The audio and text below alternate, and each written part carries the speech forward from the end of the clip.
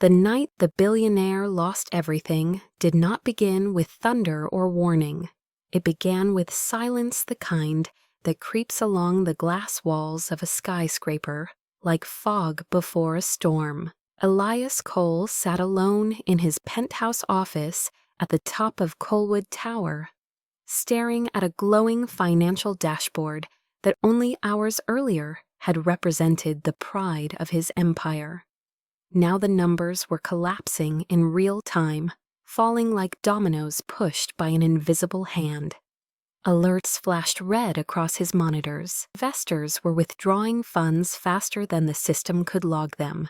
A news headline refreshed on the largest screen: former CFO Grant Mercer accuses Elias Cole of fraud. Elias blinked confused, then read the article twice before his chest tightened. Grant Mercer, the man he had once trusted like a brother, was naming him as the mastermind behind illegal trades he had never authorized. The accusations spread through the market like poison. Every major outlet repeated the same story: Elias Cole, the golden boy of American tech finance, had finally fallen. Hours later, the FBI confirmed an investigation. Another headline called him a scandal king. When the markets opened for after hours, trading Colwood Industries began to sink like a ship with a hole in its foundation. His phone vibrated with message after message. Board members calling for emergency meetings, lawyers advising silence, shareholders screaming that they would sue him into dust. And in the middle of the chaos, his girlfriend of 4 years walked into the office with perfect hair and a face full of disappointment. She did not touch him. She did not ask if he was all right. She simply folded her arms and said she could not stay with a man who was about to lose everything. She said she refused to drown with him. Her heels clicked across the marble floor, one last time, a rhythm of abandonment that rang louder than the alarms blaring through the building. When the door shut behind her, the silence rushed back. Elias sat alone, surrounded by the ruins of a life he had built from scratch. Reporters were camped outside the tower. Drones hovered above the roof. Millions of people watched his downfall in real time and celebrated it with cold amusement. By midnight, the board suspended him. By 1 a.m, federal agents sealed his accounts. By 2, his name had become a punchline on every major talk show. By 3, he wandered out of the building like a man whose soul had been scraped out of him. The city swallowed him without hesitation. New York shimmered with lights that felt too bright for the broken pieces of his world. He walked without purpose until the Brooklyn Bridge appeared ahead of him, stretched like an invitation across the dark river. Rain began to fall soft at first, then heavier, as if the sky itself mourned him. His mind, already bruised by the betrayal, spiraled toward a single thought. He had nothing left to clear his name, nothing left to fight with, nothing left at all. He stepped closer to the edge of the bridge, gripping the cold metal rail. Water churned far below. Headlines replayed in his mind: fraud, failure, scandal, fallen billionaire. The echo of footsteps behind him barely registered. He closed his eyes and leaned forward. Then a voice cut through the darkness with quiet certainty: "If you jump, the world wins. Do not let them." Elias froze. Rain dripped from his hair as he turned his head. Behind him stood a young woman, soaked from the storm, wearing a cheap jacket and holding her phone like she had been on her way home from a late shift. There was nothing dramatic about her, no glamour, no recognition in her eyes, just concern. She reached out and grabbed his sleeve with surprising strength, pulling him away from the edge. He stumbled back onto solid ground. He stared at her, breath shaking. "Why do you care?" His voice cracked like wet stone. She looked at him with steady brown eyes. "Because no one deserves to fall alone." For a long moment, the city noise faded. The chaos of the scandal, the betrayal, the humiliation, all of it dimmed behind the clarity of her words. She did not know him. She did not know his name or his failures or the headlines tearing him apart.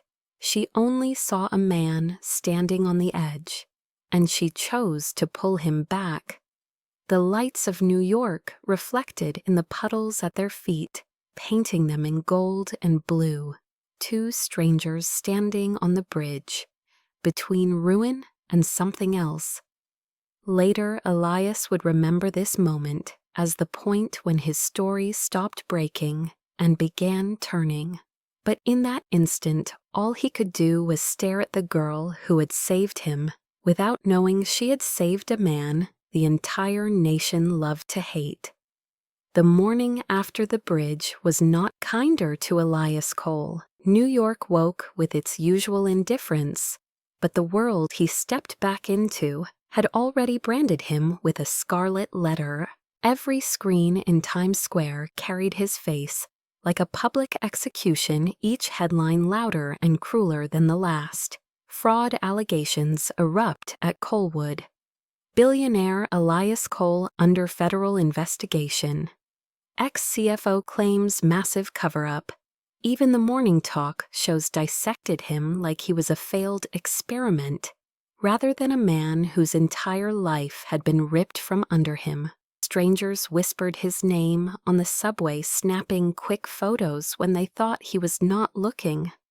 Others did not bother hiding their disdain. One man muttered that people like Elias deserved to rot for ruining the economy, even though Elias had built systems that stabilized it for years. But logic had no place here. The public did not want truth, they wanted spectacle. He spent hours walking aimlessly until fatigue forced him to return to the only place he could still access a cramped rental unit in Queens. He had taken under a fake name months earlier when he needed occasional quiet outside the office. Now it had become the only corner of the world that was not shouting at him. He locked the door and slid down to the floor, surrounded by silence and peeling paint that felt like a punishment. He turned on the small television, and his heart dropped as a familiar face appeared. Grant Mercer spoke to reporters with fabricated sorrow in his voice, claiming Elias had orchestrated everything that he had ignored, warnings that he had encouraged illegal trades for personal gain. Watching the man he once trusted twist reality into a polished lie made Elias feel physically ill. He had mentored Grant, promoted him, defended him, and now Grant was presenting himself as the hero who had come forward to expose corruption. Every word was a dagger. Even worse, it was working. The public loved a repentant whistleblower. They loved an arrogant billionaire's fall even more.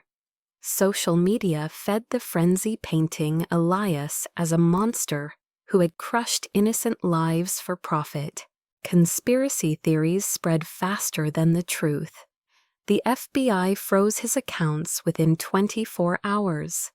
His attorneys warned him that anything he said publicly would be used against him. Former friends in the investment world conveniently disappeared. Board members he had once saved from bankruptcy now claimed they had always questioned his decisions. His mother, already weak from a long battle with heart disease, called him with a trembling voice, begging him not to come home because reporters were parked outside her building, and she was terrified they would drag her into the scandal. The words shattered him more than any headline. He assured her quietly that he would not bring trouble to her doorstep. After the call ended, he sat on his couch staring at a stack of documents that now meant nothing.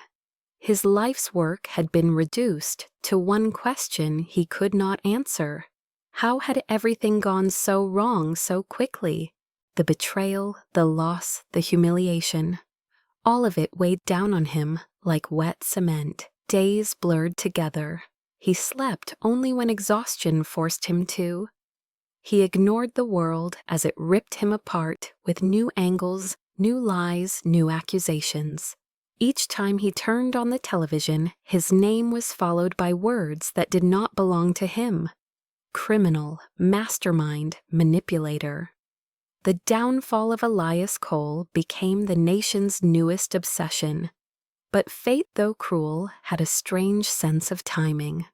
One afternoon, while searching for somewhere cheap to sit and drink a cup of bitter coffee, he walked into a small cafe tucked between a laundromat and an old bookstore.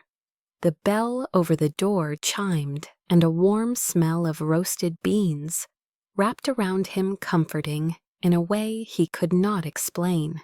He kept his head low, hoping no one would recognize him, even though he looked nothing like the billionaire who once graced magazine covers. His hair was unkempt, his clothes worn, his posture slouched with defeat. He found an empty table in the corner. Minutes later, a voice he recognized but could not place said a soft hello. He looked up sharply. Mara Hayes stood in front of him, wearing an apron with the cafe logo printed crookedly on the front. Holding a small notepad, her expression a mix of surprise and effortless kindness. For a moment, Elias forgot how to breathe.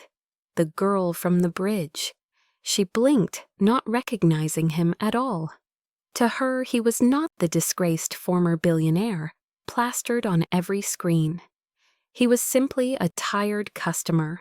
He ordered the cheapest drink on the menu, even though he could not pay for anything more. She nodded, scribbled his order, and walked away. Her presence felt unreal in the dullness of his life.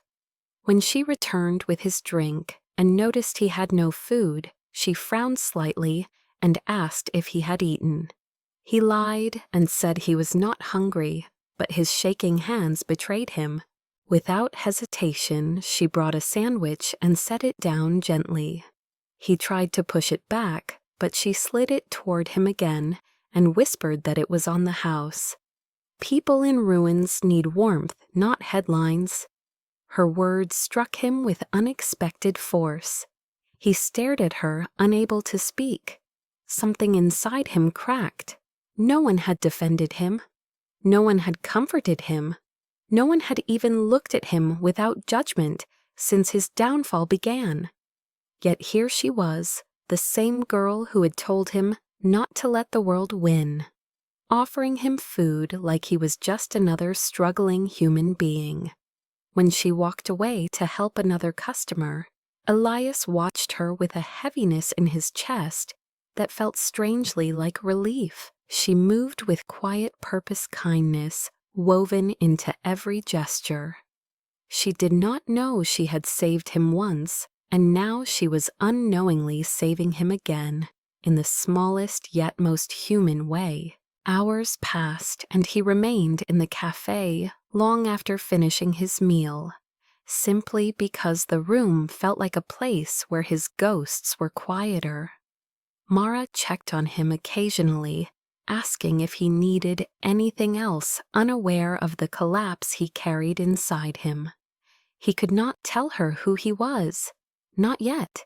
Not when the world hated that name. When he finally left, she smiled at him the same way she smiled at every weary customer, and he realized it was the first genuine kindness he had received in weeks. Outside, the cold air bit at his skin, but something felt different. Something small. Something fragile. Something almost like hope. He did not know that seeing her again would be the beginning of the slow rebirth he had never believed possible. All he knew was that for the first time since his empire crumbled, he did not feel entirely alone. Elias returned to the small cafe the next afternoon without quite knowing why, only that the quiet corner table near the window had become the first place in weeks where he could breathe without feeling the weight of the world crushing his ribs. When he stepped inside, the familiar chime of the door made Mara glance up from wiping a table, and her smile bloomed with the same warm sincerity that had disarmed him the night before. She waved awkwardly, as if she were not sure whether greeting the same customer 2 days in a row was too eagerly friendly. And somehow that tiny hesitation made Elias's chest tighten with something he had not felt in years. He ordered another cheap coffee, but Mara tilted her head slightly and asked if he wanted the same sandwich as yesterday. The simple fact that she remembered felt like a miracle. People used to remember him because of his money, his company, his presence on magazine covers. No one ever remembered him because they genuinely cared. When she brought the food over, she sat across from him for a brief moment during her break, folding her hands over her apron, and asked in a gentle voice if he had somewhere to be or if he needed help with anything. Elias hesitated, unused to vulnerability, but something about Mara's eyes, steady and patient, pulled words from him without force. He admitted quietly that he was looking for work, any work, even though he had no idea how to apply for regular jobs, because he had gone from Stanford to CEO without ever stepping inside a job interview. Mara blinked, surprised, but not judgmental, and asked what field he was in before. Finance, he replied, simply hoping she would not press further. She did not. Instead, she offered to help him update his resume and practice for interviews. He stared at her, stunned. No one had ever offered him help without expecting something in return. She stood up to return to the counter, but not before saying she would bring her laptop the next day if he wanted to meet again. Elias nodded slowly, his voice too tight to speak. The next day she arrived with her old laptop, its screen cracked at one corner, and waved to him like they were old friends meeting for a weekly ritual.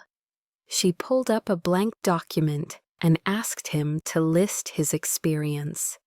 He paused, unsure how to condense years of building an empire into the language of normal jobs. Mara watched him struggle, then gently suggested they focus on simpler phrasing, not titles that would intimidate employers. He bit back a bitter laugh, thinking how his name used to open doors effortlessly, but now would slam them shut.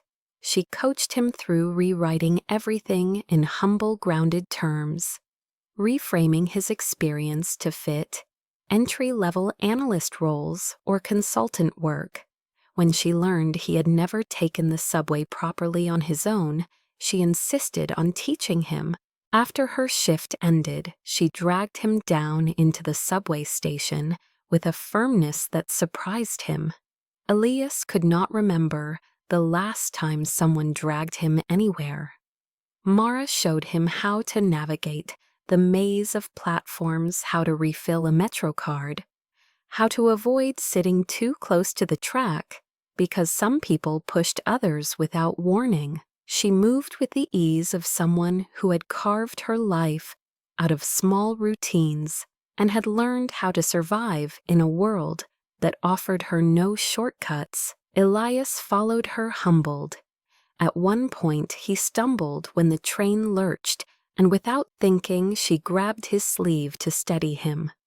The brief touch sent a jolt through him, unexpected and powerful, and he noticed how quickly she pulled her hand back, cheeks pinking as though embarrassed.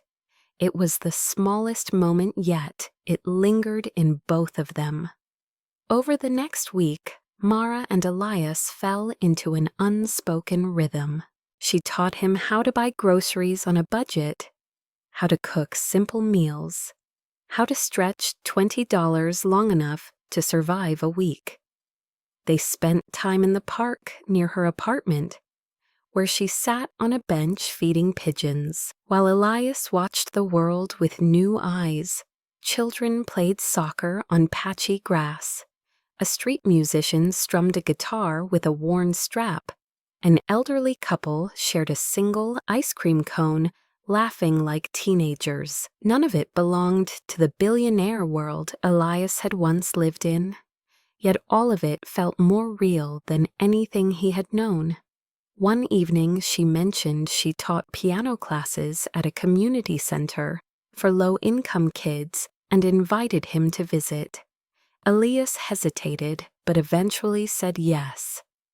When he arrived, he found her sitting beside a small girl who was struggling to keep rhythm. Mara patiently guided her hands, encouraging softly with each mistake until the girl finally played the melody correctly and beamed with pride. Elias watched the scene unfold with a strange ache in his chest.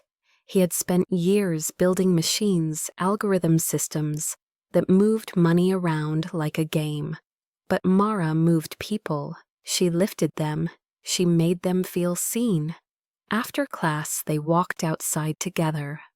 The sun had dipped behind the buildings, casting long shadows across the cracked sidewalk. Mara looked up at him, her expression curious, and asked in a soft voice why he always seemed so sad. No one had ever asked him that. He did not know how to answer. Instead of speaking, he ended up confessing something rawer than he intended, saying he felt like a ghost drifting through the remains of a life he no longer recognized. Mara listened, not interrupting, not offering empty sympathy. She simply asked if he wanted company while he figured things out. It was the closest thing to warmth he had received in months. The next day, the cafe television blared breaking news about Colwood Industries. Mara was behind the counter when she looked up and froze, her eyes widening at the sight of Elias's face splashed across the screen. Disgraced billionaire Elias Cole. Under investigation, former CEO accused of scam that wiped out millions. The cafe customers erupted into murmurs, some scoffing, others making crude jokes about spoiled rich criminals. Mara stared at the television, then slowly turned to look at Elias. Her face shifted through shock, confusion, and dawning realization. She whispered his name with disbelief. Elias tensed, waiting for the condemnation he had grown used to. Instead, when a man at the counter sneered loudly that billionaires should be thrown in jail, Mara snapped. She marched forward and said in a clear, unwavering voice that he had no right to judge someone he did not know. The man rolled his eyes and mocked her for defending a criminal, but Mara stood her ground. "He is a human being," she said coldly. "Try being that for once." The cafe fell silent. Elias felt something in him crack open. No one had defended him publicly. No one had stood beside him when the world turned its back. But Mara, who barely knew him, had looked past every headline and seen the person underneath. After her shift, he tried to apologize for not telling her the truth, but she shook her head gently and said he did not owe her explanations yet. She admitted it was overwhelming to discover he was Elias Cole, a name she had read about like everyone else. But then she said something that stunned him.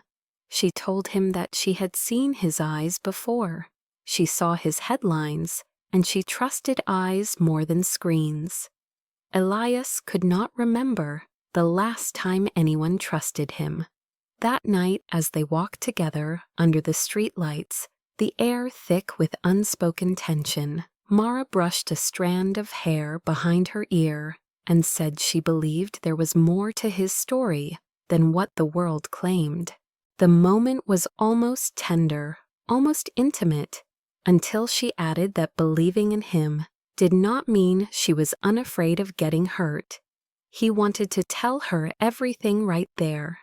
The betrayal, the lies, the empire he lost, the emptiness that had consumed him, but the words tangled in his throat. She did not push him. She simply walked beside him in silence, and somehow that felt like the greatest kindness of all. Later, when he returned to his small apartment, he realized with startling clarity that Mara Hayes was the first person who had seen him not as a title, not as a scandal, not as a ruin, but as a man trying to stand again. And for the first time since his world collapsed, Elias allowed himself to wonder what it might feel like to rise with someone instead of alone. Mara's world opened slowly to Elias, not through grand gestures or dramatic confessions, but through the quiet corners of her life. Where real humanity lived, the corners no one had ever invited him into before. A few days after the cafe incident, she texted him an address with a short message that read, "Come by if you want to see what hope looks like." He took the subway to a neighborhood he had never visited, a working-class block in Brooklyn, lined with old brick buildings and murals painted by local kids. The community center was small, its paint chipped its windows, fogged from the cold, but he could hear the faint echo of laughter inside. When he stepped through the door, Mara was at the piano again, surrounded by children who leaned on the bench and argued about whose turn it was to play. She saw Elias standing uncertainly in the doorway and waved him over with a smile that made the room feel warmer. The children glanced up curiously, some whispering among themselves, but Mara introduced him simply as a friend who was helping her with the program. Elias watched as she guided a little boy's hands across the keys, and when the child grew frustrated and wanted to give up, Mara knelt to eye level and told him softly that music was not about perfection, but about trying again every time life made noise. The boy nodded and tried once more, hitting the right notes this time, beaming with triumph. Elias felt something in his chest loosen something that had been clenched for years. This place was not polished or efficient or funded by billionaires. It was held together by pure will, by Mara's voice, by the children's stubborn hope. He sat quietly in the back as the class ended, and when parents came to pick their kids up, Mara introduced him without hesitation. For the first time in months, people shook his hand without suspicion or fear. They did not know his scandal. They did not care about his headlines.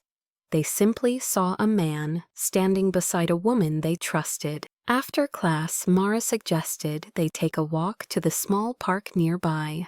The evening sky was painted in fading shades of pink, and the city hummed softly around them.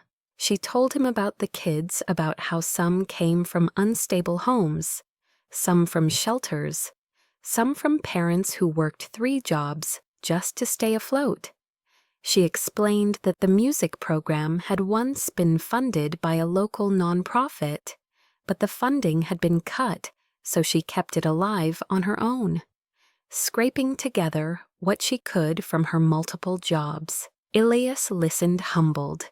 He had spent years moving billions of dollars around the world, yet he had never once thought about how many lives could be changed with a fraction of what he had thrown into failed investments or last-minute business trips. They reached a street vendor selling hot chocolate, and Mara insisted he try one.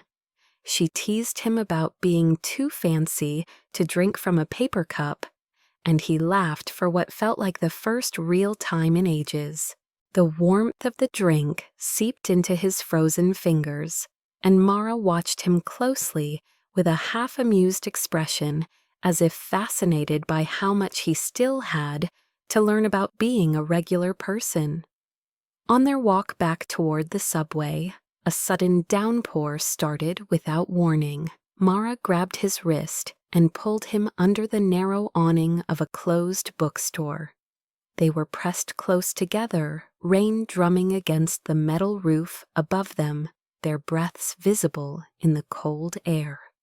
Elias looked down at her, noticing the raindrops clinging to her hair, the soft flush of her cheeks in the dim streetlight. For a moment, the world outside their small shelter faded away, and an unspoken pull drew them closer. Mara's gaze flickered to his lips, then away quickly, as though she had caught herself in the middle of a dangerous thought. The tension hung between them, fragile and electric, until the bookstore's sign buzzed loudly and broke the moment. She stepped back, clearing her throat, and said it was getting late. The almost kiss lingered in the space between them. Over the next week, Elias became a quiet fixture in Mara's routines. He helped clean up the community center, after classes, reorganized the piano room, carried boxes of donated books, and repaired a broken shelf using tools he had no idea how to use until Mara showed him. Children began running up to him when he arrived, tugging at his sleeve and asking if he would listen to their new songs.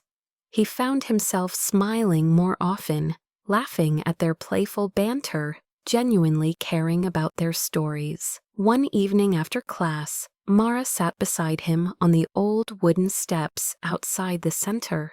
She drew in a steady breath and told him something she had not told many people. Her father had left when she was 16, leaving behind medical debt and defaulted loans that her mother, already working long hours as a cleaner, could not pay off.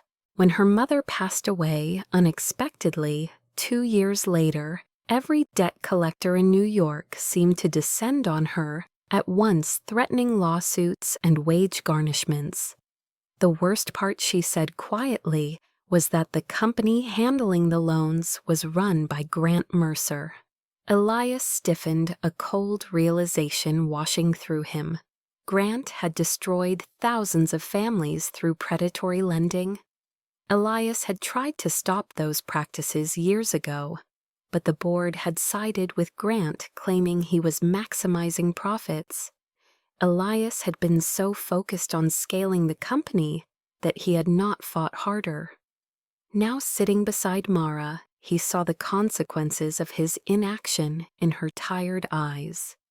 She told him she was paying off the debt little by little, but the interest was brutal. They threatened to sue her if she missed even a single payment. Elias clenched his hands until his knuckles whitened.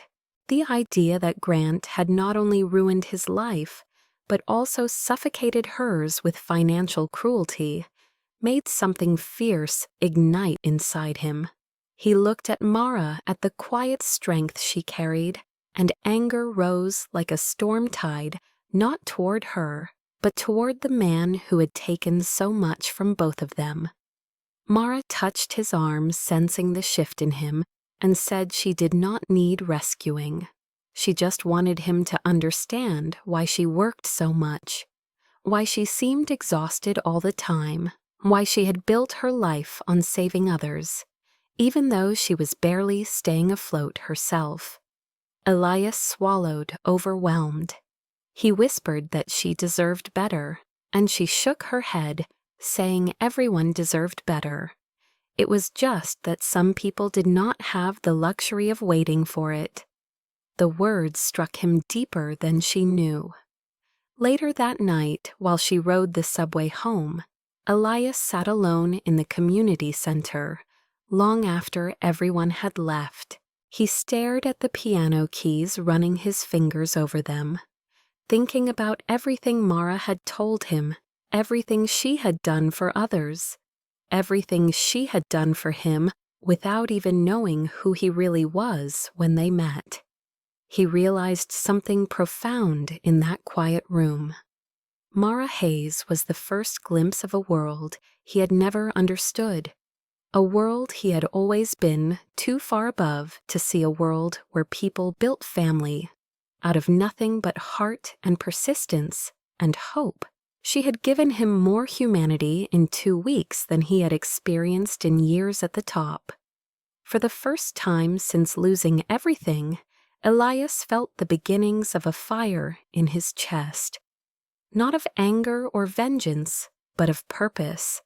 He looked around the dimly lit room, listening to the faint echo of children's laughter, still lingering in the walls, and he understood that Mara was not simply helping him survive.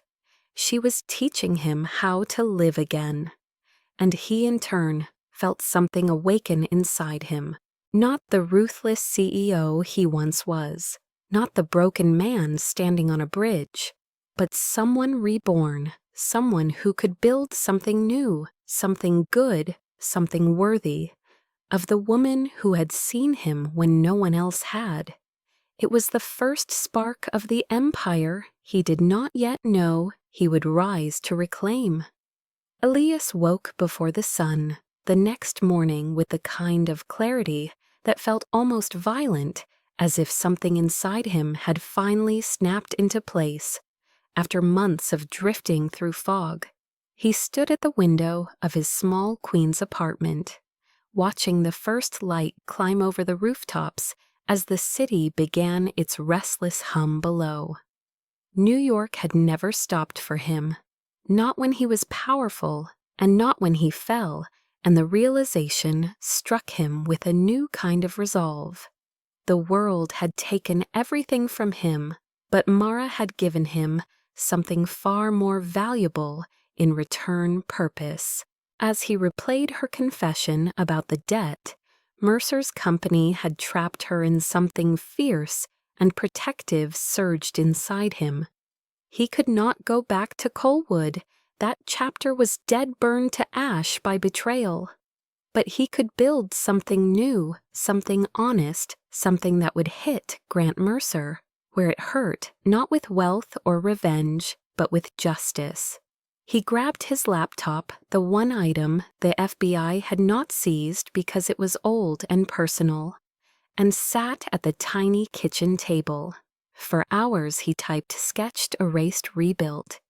Data models, ethical lending structures, transparency frameworks, community-based algorithms that could help people escape predatory loans. The foundation of something revolutionary took shape before his eyes, something that could tear apart the kind of financial traps that had crushed Mara's mother and countless others. He named the project RAIN, a word that once represented domination but now symbolized rebirth.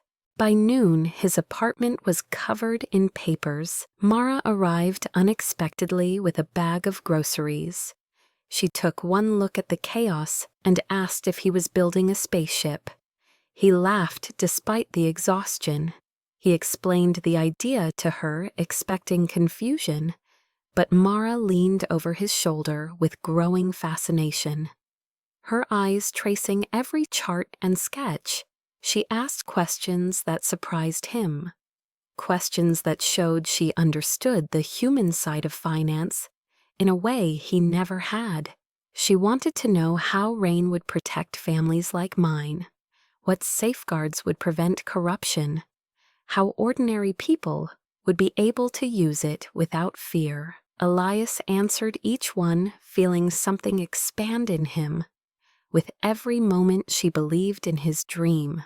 She helped him reorganize the paperwork, brought fruit onto the table, nudged him to drink water, and teased him for looking like a mad scientist. When they moved to drafting the mission statement, she quietly suggested a line that stopped him cold: empower people not to escape their past, but to build their future.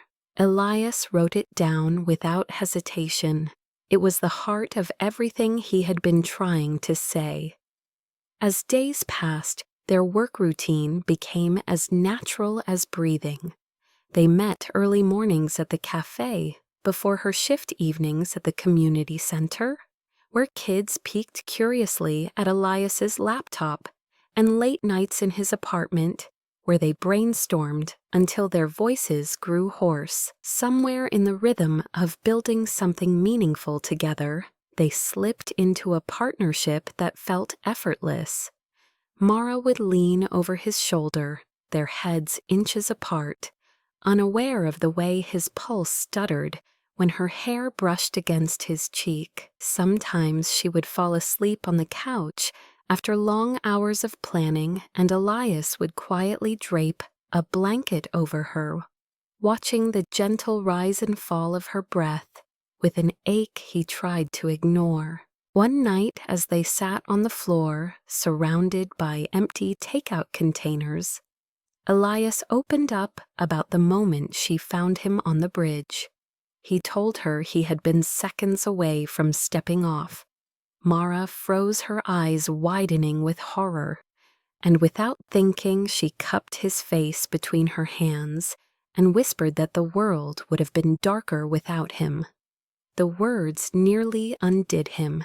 He had been powerful for so long, but in that moment he felt human, fragile, and alive, in a way he had not felt even at the height of his success. He admitted quietly, barely above a whisper, that she had saved his life twice. Mara's eyes softened, and for a moment he thought she might kiss him, but instead she looked away quickly, her breath unsteady. The tension between them thickened, growing harder to ignore with each passing day. But they were pulled out of their growing closeness when the news broke. Grant Mercer had resurfaced publicly, announcing a new initiative supposedly designed to help Americans manage debt. It was a direct attack on what they were building a way to spin himself into a hero while suffocating the very people he had exploited. Mara's jaw tightened as she watched the live broadcast.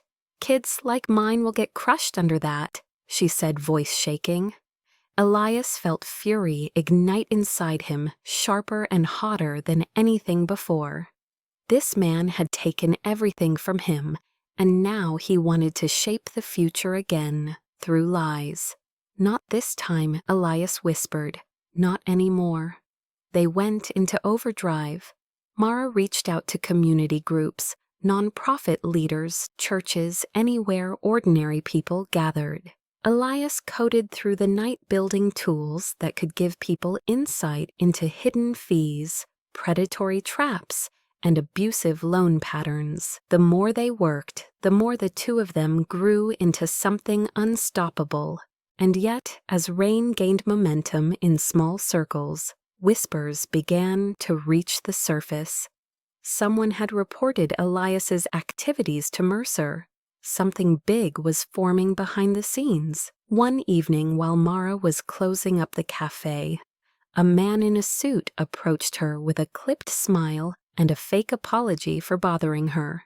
He slipped a card onto the table. "Mercer Financial Investigations." He asked if she knew Elias Cole. She froze. The man's eyes gleamed with something predatory. "If you are associated with him, you should rethink it. He ruins everything he touches." Mara clenched her jaw but forced a polite smile. She said she barely knew him. The man leaned in just enough to make her breath catch. "Good. Keep it that way." He walked out without another word, leaving Mara trembling. When she told Elias what happened, he looked devastated, blaming himself for pulling her into his fight. She told him fiercely that she chose to stand beside him, but the tension between them only grew. The more rain grew underground, the more attention they drew. On a gray evening, after an exhausting day, Mara confronted Elias with a mix of anger and fear. She said she could not lose another person to the darkness. That building something good did not mean throwing himself into danger. Elias, raw and exhausted, snapped back that she did not understand what he lost, how Mercer had stripped him of everything. Their argument escalated until she stormed out, leaving him alone with guilt burning through him. He considered going after her, but believed she needed space. He did not realize danger was already closing in. The next morning, Mara did not show up at the cafe or reply to texts. At first, he assumed she was exhausted, but hours later he felt something was wrong. He called the community center. No one had seen her. Panic flooded him. He ran every route she took, daily his chest tightening with dread. By evening, he received a text from an unknown number. "Come alone if you want her back." His blood turned cold. He knew who had taken her. Grant Mercer had finally made his move. And Elias, once a broken man, now felt something inside him roar awake like fire. He would not lose her. Not now, not ever. Rain would not just be a company. It would be the beginning of a war he intended to win. Elias sprinted through the icy New York wind with the text replaying in his mind. Like a threat carved into bone, each word heavier than the last. Each second a reminder that he had already lost too much to lose Mara too. His breath came in sharp burning bursts, and every sound of the city felt unnervingly loud, as though the world itself was warning him that he was running toward something he might never return from. The address attached to the message led him to an abandoned shipping warehouse, on the edge of the East River, the kind of place no one looked at. Twice a place, built for secrets and designed for silence. When he stepped inside, the metal door clanged shut behind him and echoed through the cavernous space, reminding him how alone he was. The only lights came from flickering industrial bulbs suspended overhead, like dying stars casting long shadows across the concrete floor. He moved deeper into the building, calling Mara's name, his voice bouncing back at him in distorted fragments. No answer. A cold dread settled into his stomach, but he continued forward, passing stacks of rusted crates and broken machinery, until he reached a clearing at the center of the warehouse. That was where he saw her. Mara was tied to a chair, her hands bound behind her back, her hair messy and damp with sweat. Her bottom lip split, as though she had fought until she could not any more. Her eyes snapped open the moment she heard his footsteps, and the mix of relief and terror in them nearly broke him in half. She shook her head frantically, trying to warn him, just as a familiar voice stepped out of the shadows. Grant Mercer emerged with the kind of self-satisfied calm only truly dangerous men carried. He gave Elias a mocking smile and said he had been wondering how long it would take the disgraced billionaire to show up. Elias lunged forward, but two men stepped in front of him, blocking his path. Mercer raised a hand as if conducting an orchestra. Elias stopped only because he saw Mara's chest rise in a shaky breath, and he knew that if he rushed in blindly, she would pay the price. Mercer circled her slowly, tapping her chair with casual cruelty. As he explained that she had been quite uncooperative, she refused to sign the confession. He prepared the one blaming Elias for everything, the one that would exonerate Mercer and destroy Elias forever. He leaned down, brushing Mara's hair aside, and Elias's fists clenched with such force that he felt his nails slice into his palms. He warned Mercer to stay away from her, but Mercer laughed, saying Elias was in no position to give orders. Elias demanded to know what Mercer really wanted: money, power, revenge. Mercer smirked and said he wanted what was owed to him, the legacy Elias stole. The company, the public, trust the empire he deserved.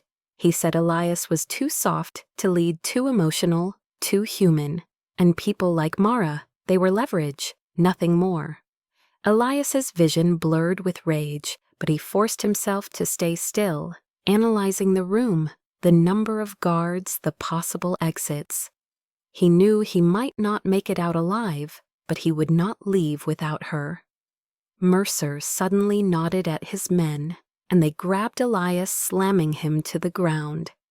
The impact sent a sharp pain shooting up his spine, but he struggled, kicking, twisting, refusing to give in. One of them struck him across the jaw, and the metallic taste of blood filled his mouth. Mara screamed his name, her voice hoarse and panicked. The sound fueled him like fire. He elbowed the guard restraining him, threw his weight forward, and managed to stagger to his feet. Mercer did not expect that. Elias lunged again, this time knocking one guard into a stack of crates, sending them crashing down.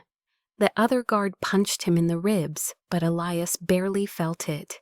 He was fighting with something deeper than adrenaline. He was fighting with purpose. He managed to tackle the second guard to the ground before the two of them rolled across the concrete floor, exchanging blows that shook Elias to his core. He heard Mara shouting for him to stop, to run, to save himself, but he ignored her. He could not run, not now, not ever.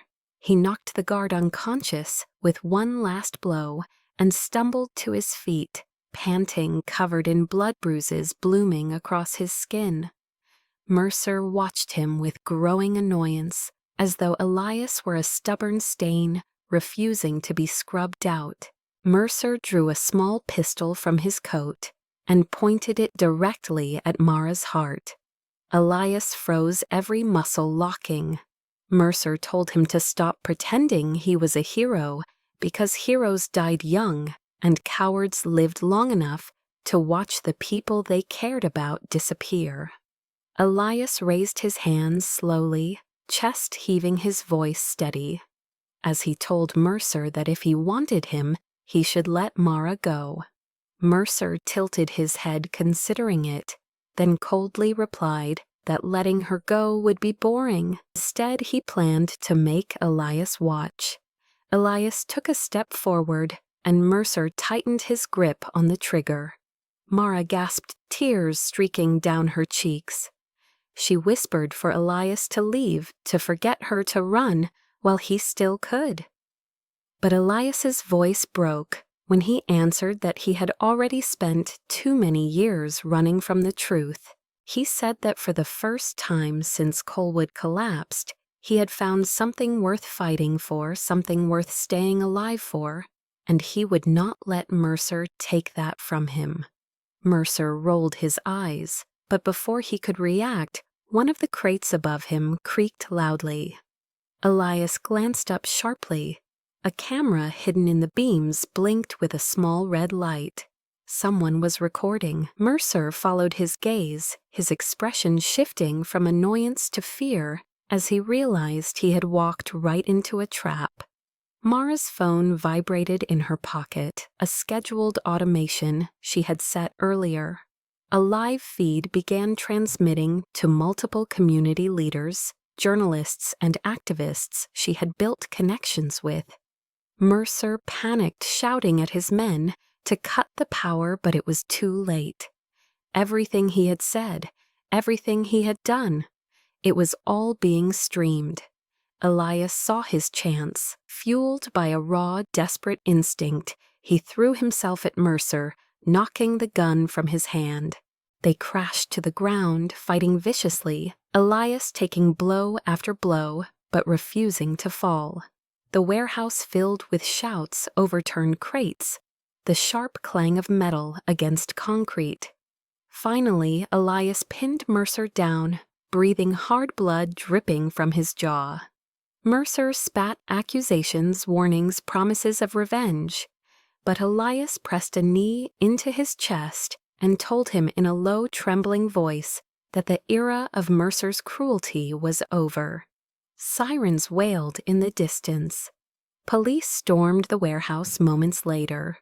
Officers swarmed the room, pulling Mercer away in handcuffs as he screamed that none of this was his fault. Elias ignored him, rushing to Mara's side.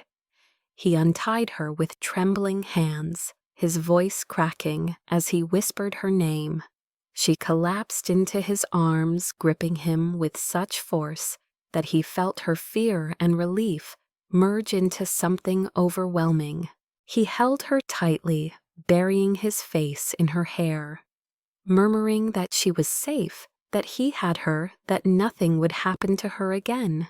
Outside flashing lights illuminated the night as Mercer was shoved into a squad car. Journalists gathered shouting questions, but Elias held Mara close, shielding her from the chaos.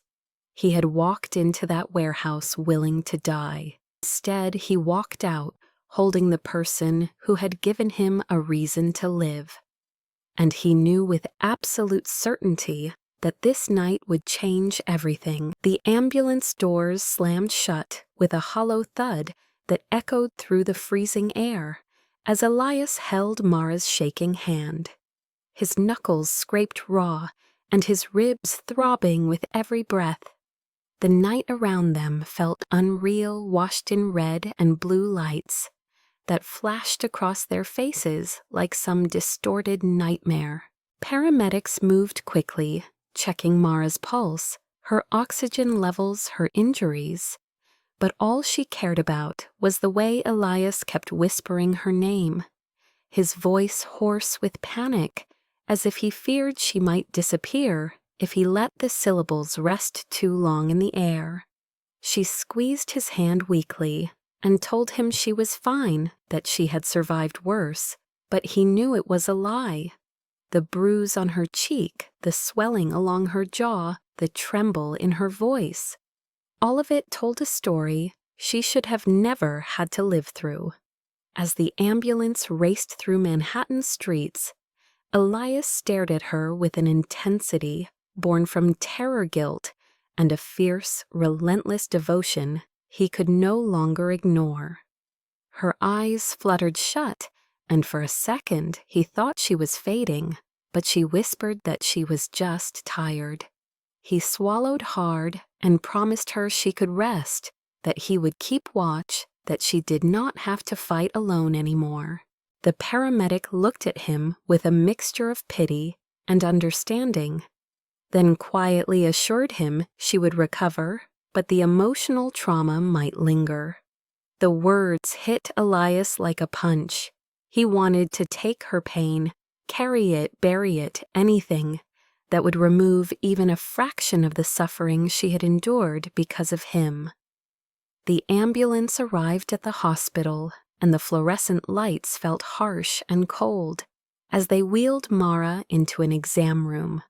Elias tried to follow, but a nurse blocked his path, telling him he needed to wait outside while they evaluated her injuries. His chest tightened painfully, not from the bruises, but from the sudden separation, the unbearable distance between them. He paced the hallway, ignoring the stares from people who recognized him from the news, or whispered rumors about the warehouse incident that had already begun spreading. He did not care about his reputation. All he cared about was the girl behind the closed door, the girl who had become the anchor in his storm, the one thing he refused to lose. When the doctors finally allowed him in, Mara was sitting up a blanket, pulled around her shoulders, her hair messy, and her eyes red from tears. She looked fragile yet stubbornly alive, and something inside him cracked open at the sight. He rushed to her side, but stopped just short of touching her, afraid of hurting her. She reached for him first. His breath hitched as she whispered that she thought she would never see him again. Elias sank to his knees beside the hospital bed, the weight of everything he had held inside for months crashing over him. He told her that when he got that text, his world stopped. He told her how the idea of losing her felt worse than losing his company, his status, or his entire life. For a moment, neither spoke. Then Mara gently touched the bruise on his jaw, her fingers trembling, as she asked why he came alone, why he risked everything. Elias answered without hesitation, "Because you are the only thing I cannot lose." Her lips parted in surprise, but emotions flickered through her eyes, softening, deepening, shifting into something fragile and powerful. But before she could respond, the door opened and a detective stepped inside. He asked for their statements about the kidnapping. Mara recounted everything with a steady, quiet courage that made Elias's chest tighten with admiration. When the detective turned to Elias, he gave a clear, precise account of his fight with Mercer's men, the threats, the attempts to frame Mara, and the camera recording. The detective took notes and assured them that the video had already gone viral and that Mercer would face multiple charges. As soon as the detective left, Mara sagged against the pillows, exhaustion washing over her. Elias sat beside her, brushing a strand of hair from her face. She whispered that she felt guilty for dragging him back into danger, but he shook his head fiercely. He told her she did not drag him into anything, that it was his choice, his fight, and that she was the reason he found the strength to take it back. Mara pressed her forehead to his hand and whispered that she had been so afraid she would lose him. Her voice cracked on the words, and Elias leaned closer, unable to hold back the truth any longer. He told her he cared about her more deeply than he ever expected to care about anyone again. She closed her eyes, overwhelmed, and the room filled with a silence that felt intimate rather than empty. Hours passed, and Mara eventually drifted into a restless sleep. Elias stayed at her side, refusing to leave her unattended. When the nurse came in to check on her and suggested he go home and rest, Elias shook his head, saying quietly that this was where he needed to be. The nurse, seeing the raw sincerity in his expression, said nothing more. Around midnight, Mara startled awake from a nightmare, her breath hitching as she whispered his name in a panic. Elias immediately took her hand and soothed her until her breathing steadied. She told him everything she saw in her dream, the shadows, the threats, the cold grip of fear, and he pulled his chair closer, telling her she was safe now. She hesitated, then asked if he would sit on the bed with her just until she fell asleep again. Elias carefully climbed onto the edge, leaning against the headboard, while she rested her head against his shoulder. Her fingers curled lightly into the fabric of his shirt, and he wrapped an arm around her, holding her as gently as if she were something irreplaceable. The warmth of her body against his, the trust she placed in him, even in her most vulnerable moment, ignited something in him that felt like both a vow and a confession. As she drifted off again, Elias whispered that he was done letting fear write his story. He told her that when he came for her, he realized he had already chosen her long before tonight, even if he had been too afraid to admit it. She murmured sleepily that she chose him too, even before she knew his name. He held her tighter, feeling the words settle into his bones. Later, when the hospital quieted and only the soft beeping of machines filled the air, Elias let himself think about the future for the first time in months. Not the corporate future, not the revenge-filled fantasy of reclaiming what Mercer stole, but the future built with hands that healed instead of harmed, with choices rooted in kindness instead of fear. He pictured Mara beside him, laughing, challenging him, grounding him, rebuilding him. He realized in that moment that rain had never truly been about him. It had been born the moment she pulled him off the bridge, the moment she believed in him when the world buried him. She was the soul of it, the reason it mattered, and he knew with absolute clarity that he loved her. When dawn crept through the blinds, Mara stirred and blinked up at him with sleepy eyes. Elias whispered good morning, his voice softer than it had ever been. She asked if he stayed all night. He whispered there was nowhere else he would have gone. She smiled faintly and rested her hand over his heart, feeling the steady beat beneath her palm. The doctor entered a moment later, announcing that she was stable enough to be discharged that afternoon. Relief washed over Elias, so strong his knees weakened. As the doctor left, Mara looked at Elias with an expression that held both gratitude and something deeper, something undeniable. She whispered that last night changed everything. Elias nodded, his heart pounding, knowing their lives had shifted into a new chapter, one built from fire and survival, from the ashes of ruin and the quiet courage of a girl who refused to let him fall. The morning air outside the hospital felt almost unreal to Elias, as if the world had shifted slightly on its axis overnight. He kept one arm around Mara as they stepped onto the sidewalk, steadying her as she winced at the soreness in her ribs. She insisted she could walk on her own, but he refused to let go, and she eventually allowed herself to lean into him, her body warm against his side despite the cold. He hailed a cab, ignoring the flashes of phones from people who had already seen the viral video of Mercer's arrest. By the time they reached his apartment in Queens, the footage had exploded across every major social platform. Hashtags naming both Elias and Mara were trending, mixed with outrage toward Mercer and disbelief that the disgraced billionaire had actually been framed. Elias tried to shield Mara from the attention, but she caught glimpses of the headlines flashing on passing screens in the city. Kidnapping scandal, attempted murder, whistleblower girl, fallen billionaire exonerated. She looked pale, overwhelmed, but still strong, in a way that tightened something in Elias's chest. Inside the apartment, he helped her settle onto the couch.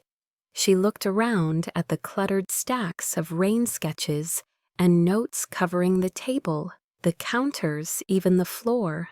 And for a moment, her tired expression softened with something like pride.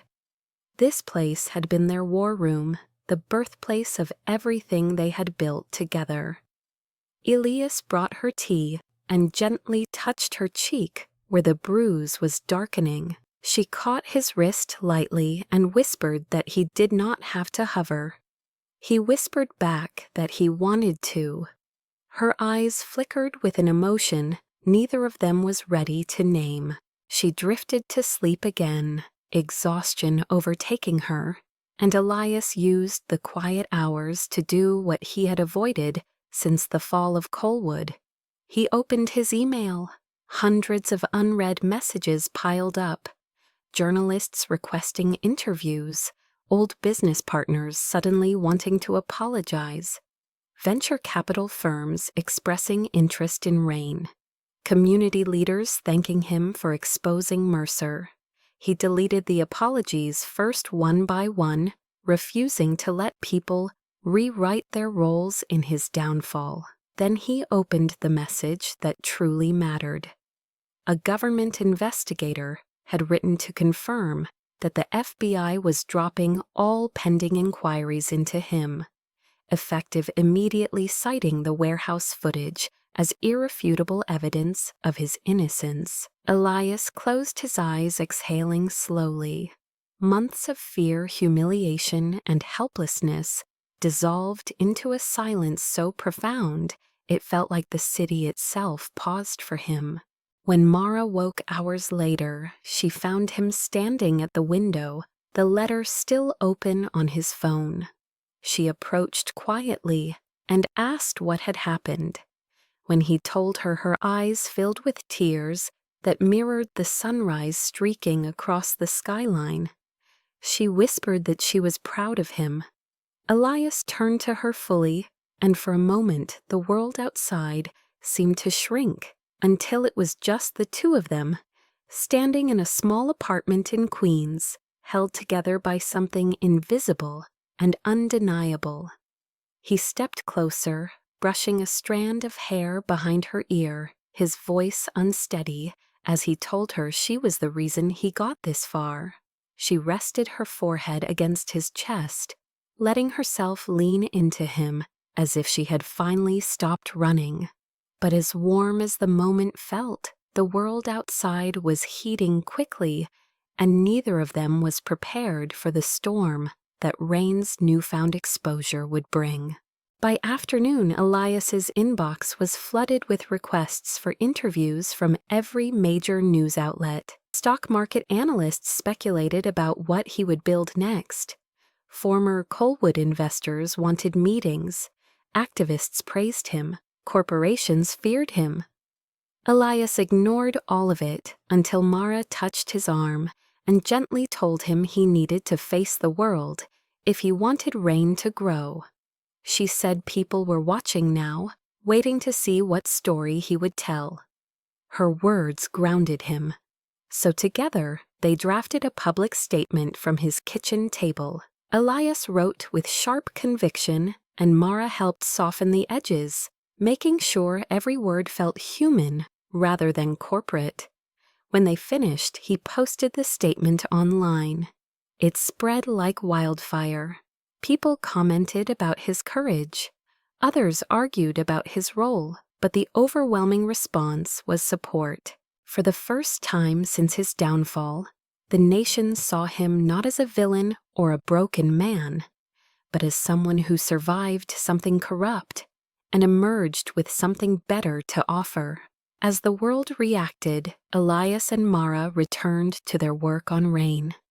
They moved with renewed purpose, refining the platform, reaching out to financial advocates, hosting small community meetings with people drowning in debt. Mara led those sessions with a quiet authority that stunned even Elias. She spoke to people with a mix of empathy and conviction, breaking down complicated systems into human terms, ensuring they felt seen and heard.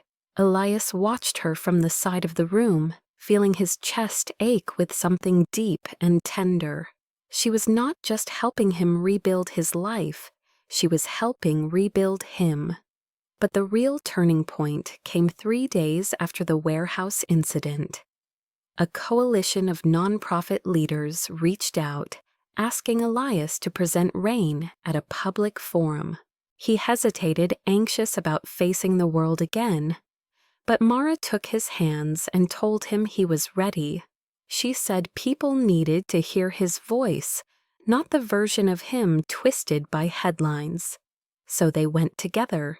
The venue was packed, humming with reporters, community organizers, and everyday Americans who were desperate for hope in a financial world that had forgotten them.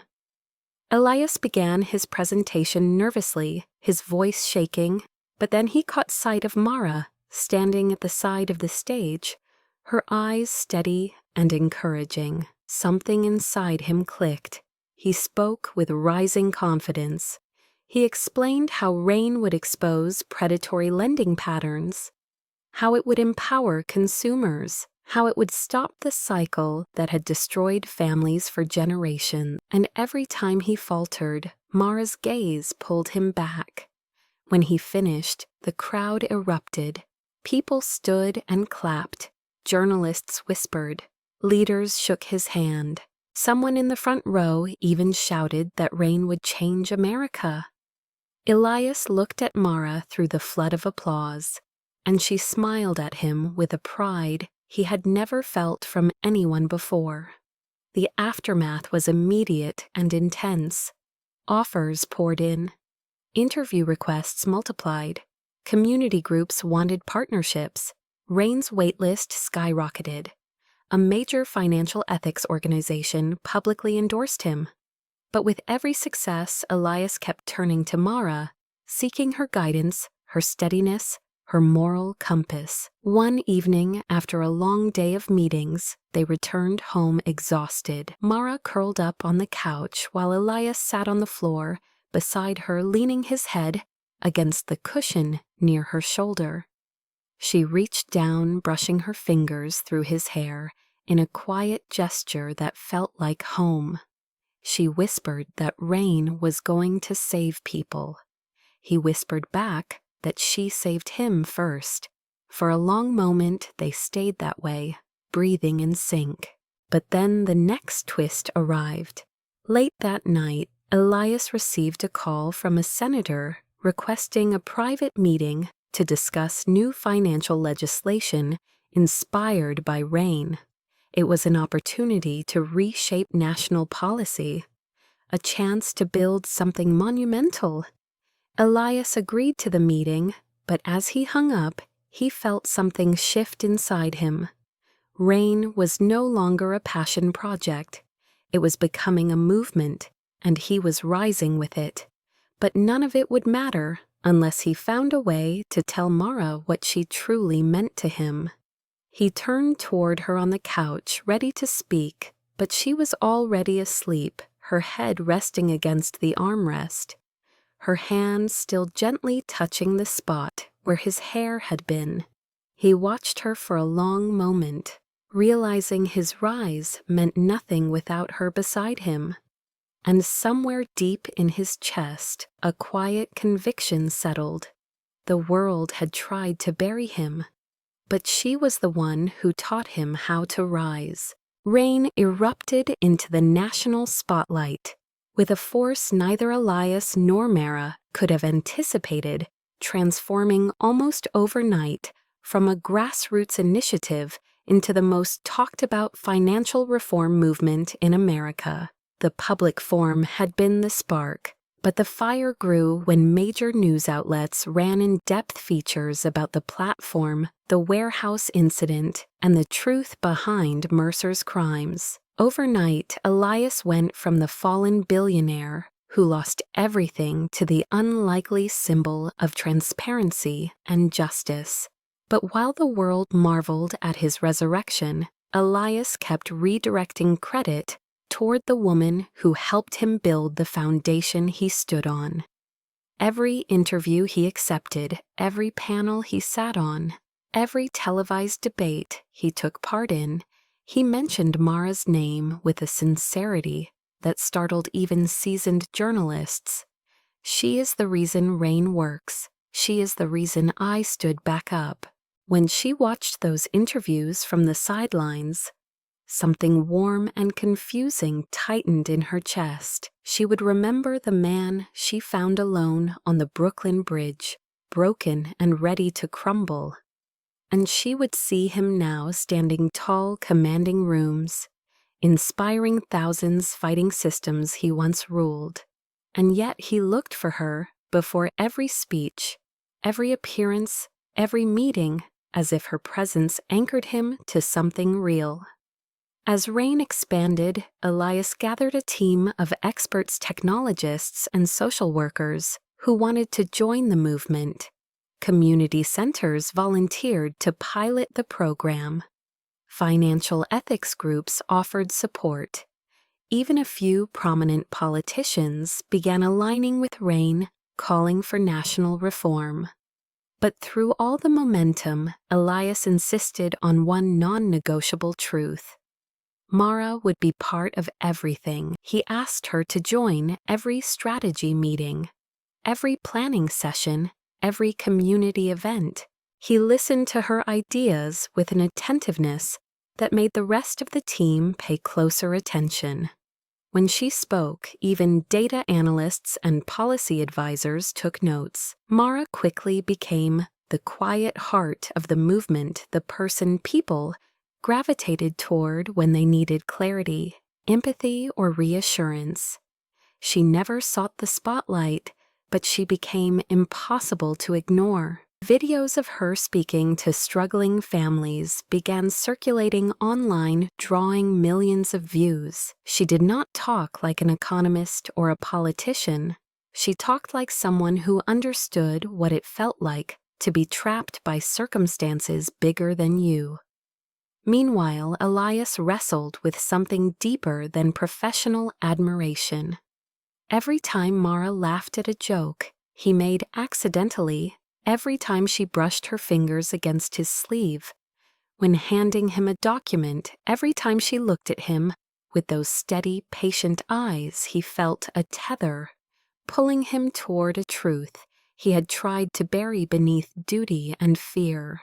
He loved her, not in the quiet, distant way he had loved in the past, but in a fierce, grounded, necessary way, born from survival and choice rather than convenience. Yet every time he thought about telling her, he hesitated, not because he doubted her feelings, but because he feared his position would distort them.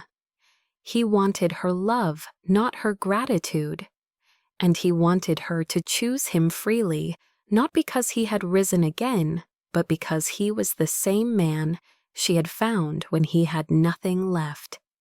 One evening, after a long day of back-to-back meetings and interviews, Elias returned to his apartment to find Mara sitting at the table, surrounded by papers, polishing a community outreach proposal. She looked up when he entered her face, softening with that quiet recognition he had come to crave. "You look tired," she said gently. He walked to her slowly, the weight of the day finally hitting him, and he admitted that he was exhausted, overwhelmed, and unsure of whether he was leading Rain the way it deserved to be led. Mara set her pen down and rose from her chair. She placed her hands on his shoulders, her thumbs brushing lightly against the tension in his neck. She told him he was doing better than anyone could expect, that his voice was shaking the foundations of an industry built on oppression. He closed his eyes as she spoke, letting her words steady him the way nothing else could. When he opened them, she was still there, inches from him, her breath mixing with his. For a moment the world stilled. He leaned in without thinking, drawn by something beyond logic, beyond reputation, beyond fear. Their lips almost touched, but Mara pulled back, at the last second, her breath trembling. Elias froze, not in rejection, but in confusion. She whispered that she cared about him deeply, more deeply than she should, but she did not want him to mistake her feelings for obligation. He started to argue, but she placed a finger gently against his lips. "Let me finish." She said she believed in him, believed in Rain, believed in the man he was becoming. But she needed to know whether he loved her because she stood beside him or because she was the only one left when the world abandoned him. Elias felt those words slice straight into the truth he had been avoiding. She stepped away slowly and told him that, until he was sure she could not cross the line between them. She left him standing in the quiet room, his heart heavy but alive in a painful, important way. The next few days were difficult. They worked together professionally, still close, but wrapped in a careful distance that felt like a wound neither could touch. Their conversations remained polite but brief. Their eyes met often but quickly retreated. The tension grew like a quiet storm, and yet Rain only expanded faster. Donations poured in. Cities began adopting their transparency model. Rain was invited to present at the Global Finance and Ethics Summit in Washington, D.C., the most significant financial leadership event in the country. When the invitation arrived, Elias hesitated. Mara sensed his uncertainty and reminded him that this was the moment he had been building toward.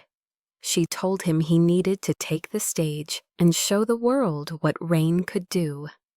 her encouragement steadied him again. On the day of the summit, the auditorium was packed with economists, lawmakers, philanthropists, and global leaders. Cameras lined the back wall. Journalists scribbled notes. Elias stood backstage, his palms sweating, wishing Mara were beside him the way she usually was. When he glanced toward the audience, he spotted her sitting near the front. She gave him a small, hesitant smile that weakened his knees. The host introduced him as the man who rose from ruins to spark a national movement. Applause filled the room. Elias stepped onto the stage, feeling thousands of eyes on him. He began his speech with steady, controlled confidence, presenting the data behind RAIN, the stories of real families, the corruption exposed, and the future they were fighting to build. But as he spoke, he kept looking toward Mara. She watched him with quiet pride, her eyes shining. Toward the end of the speech, Elias paused, his throat tightening with a decision he had been avoiding for too long. He closed his notes slowly. Then, in front of the nation's financial leaders, he abandoned the script. He spoke from his heart. He told them that RAIN was not born from ambition, but from ruin from the night he nearly ended his life, and from the girl who told him not to let the world win. The audience shifted, whispering. He said he built RAIN, but she brought it to life. That RAIN was not an empire of power, but an empire of humanity. And he said with a voice that trembled that he had spent months rising from the ashes, only to realize the rise meant nothing without her. The auditorium went silent. Mara froze in her seat, tears gathering in her eyes. Elias stepped off the stage, slowly walked down the aisle, and stopped directly in front of her. Cameras turned, phones lifted, gasps filled the room. Elias sank to one knee. He told her he loved her, not because she saved him, not because she stood by him, not because she believed in him when no one else did, but because she saw the man beneath the ruins and loved him before the world remembered his name. Mara's breath caught. Tears slid down her cheeks. He reached for her hand and whispered the words he had been carrying for months. "Be my queen." She swallowed hard, overwhelmed. She whispered that she would only accept if he promised one thing, that he would reign with kindness. He smiled. Always. The audience erupted as she threw her arms around him. And just like that, amidst applause, tears, flashing lights, and a nation watching the fallen billionaire and the girl who saved him, stepped into their new reign together. 6 months after the summit, the world had not forgotten the moment Elias knelt before Mara Hayes and asked her to stand beside him, not as a symbol or a savior, but as the woman he chose with his whole heart.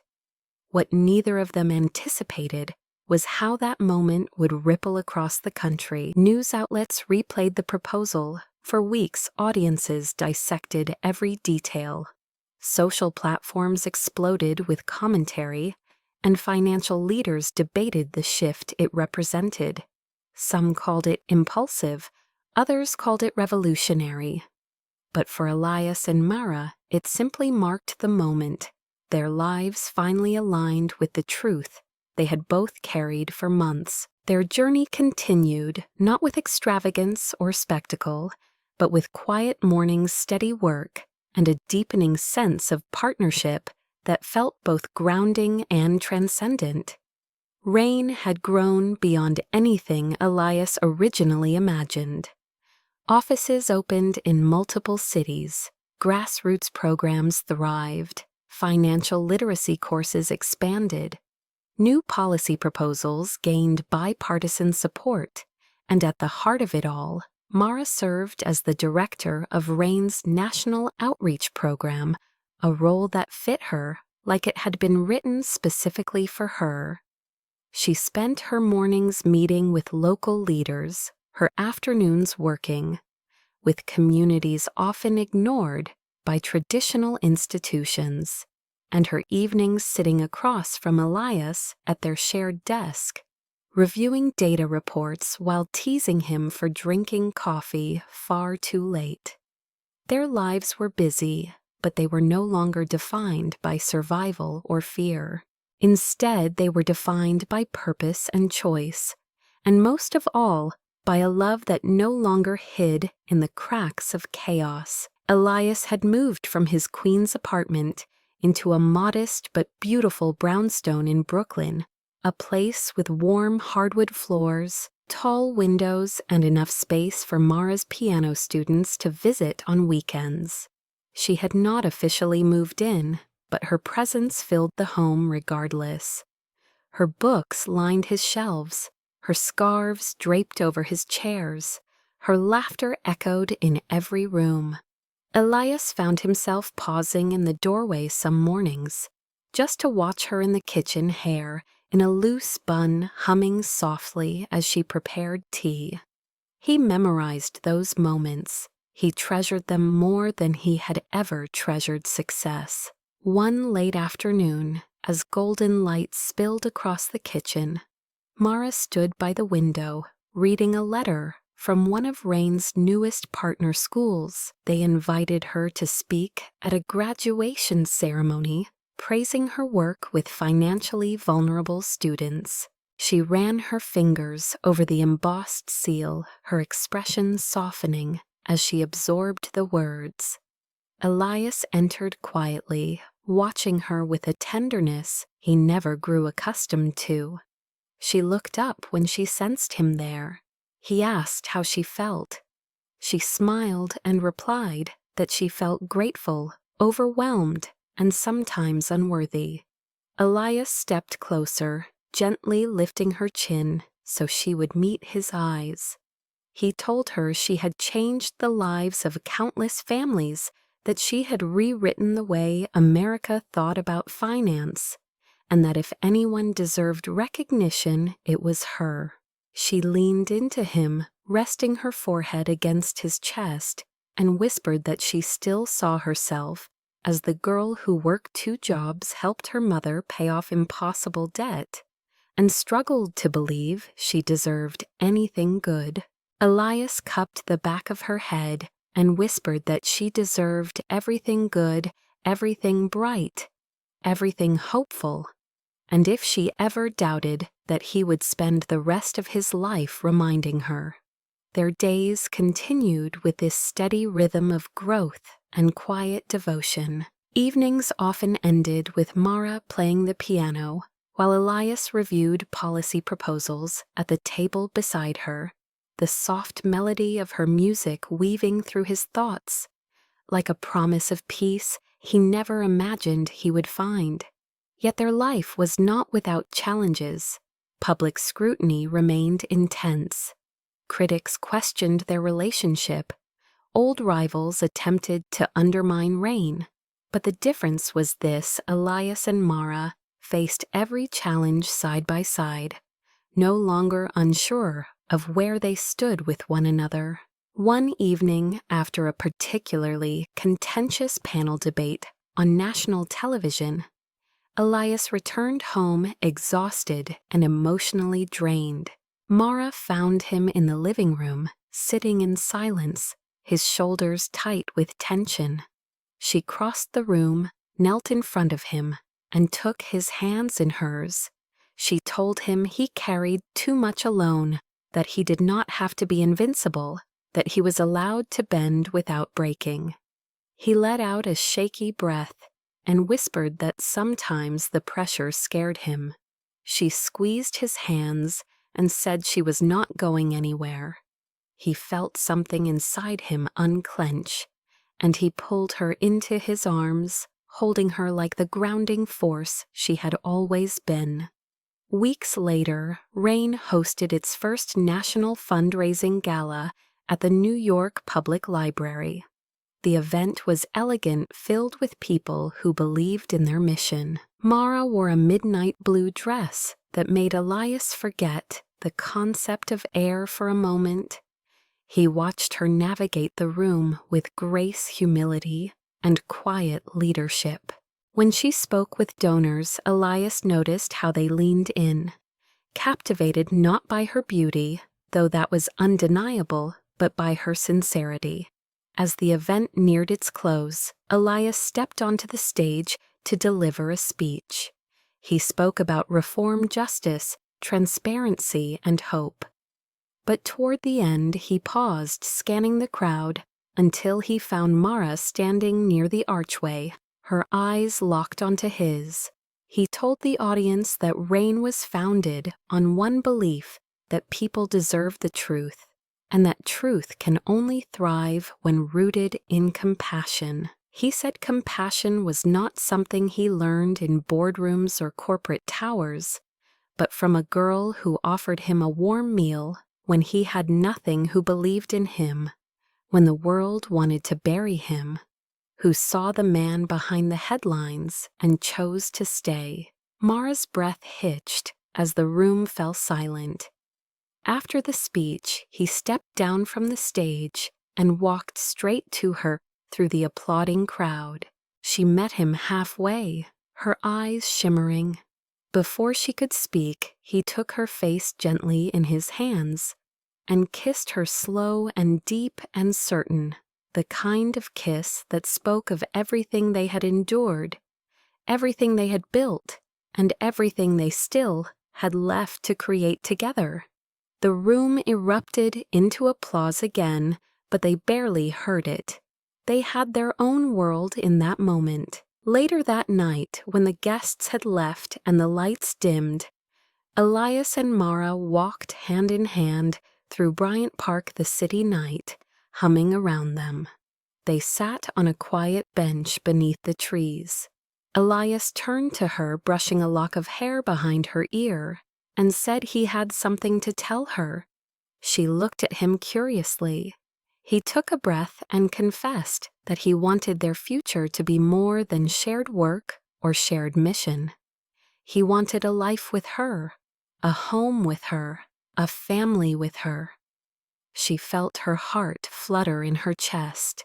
Elias continued, admitting he had spent so much of his life measuring success through power, money, and influence.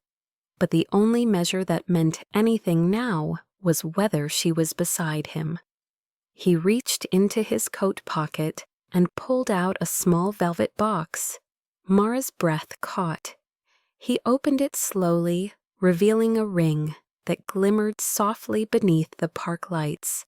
Not extravagant, but beautiful in its simplicity. He told her he loved her more than his second chance, more than rain, more than the life he had reclaimed. He asked her to marry him, to build a future with him, to reign beside him, not as a symbol, but as his equal, his partner, his heart. Tears slid down Mara's cheeks as she whispered yes, her voice trembling with joy. Elias slipped the ring onto her finger, and she leaned in, kissing him with a tenderness that felt like the culmination of every storm they had survived.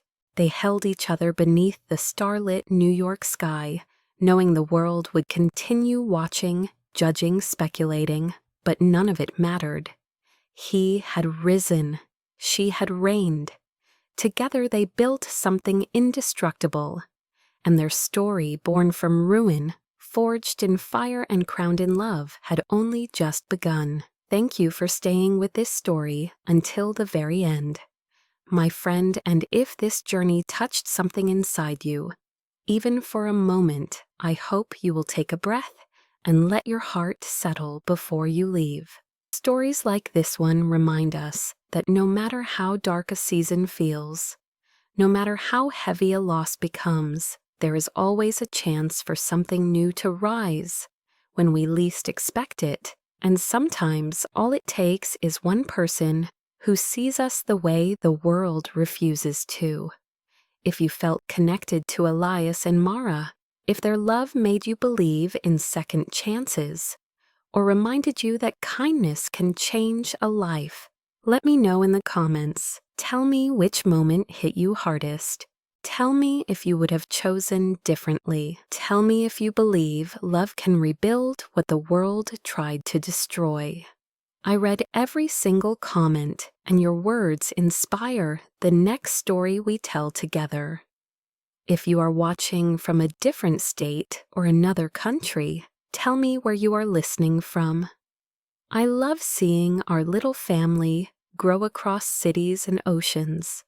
And if this story gave you even one moment of warmth after a long day, please consider subscribing so you do not miss tomorrow's story. We post every day, and each one is written with the hope that it brings you comfort, connection, and a place to breathe. If you know someone who is going through a hard time, someone who feels like they are in their own version of ruins, share this story with them. Sometimes a story reaches someone's heart in ways we never expect. And before you go, answer this one question for me in the comments. Do you believe one person can change the entire direction of your life, the way Mara changed Elias's? I cannot wait to read your thoughts, your stories, your hopes. Till tomorrow's story, take care of your heart, take care of your dreams. And remember this, even when the world calls you ruined, you are always one choice, one chance encounter, one act of kindness away from rising again.